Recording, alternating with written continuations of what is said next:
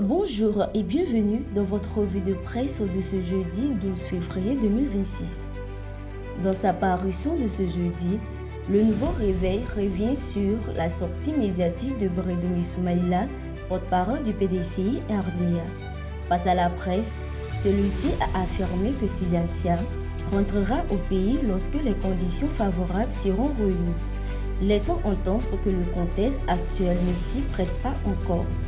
De son côté, Tribune Ivoire met en lumière les propos d'Isaac Hadi, maire du PDCI, qui s'est exprimé sur les îles de Thiam.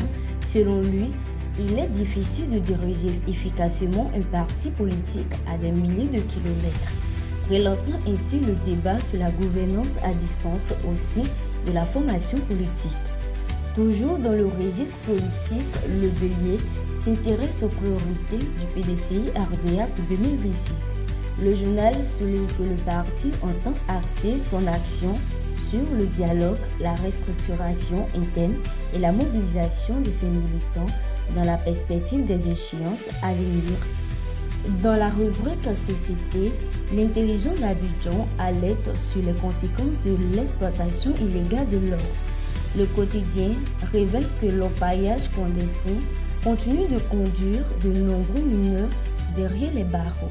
Pour sa part, la régionale attire l'attention sur la recrudescence préoccupante des accidents de la route. Le journal s'interroge sur les causes réelles de cette montée inquiétante de l'insécurité routière. Pour clore cette revue, le Jour Plus fait état d'un drame d'une rare violence sur l'As Toumoudi-Sakasso. Selon le quotidien, un individu surpris en flagrant délit de vol dans un champ aurait violemment agressé le propriétaire des lieux avant de l'égorger à la machette. Un acte qualifié d'ignominieux qui a profondément choqué les populations locales. Merci pour votre fidélité. L'information continue sur l'heure de l'actualité.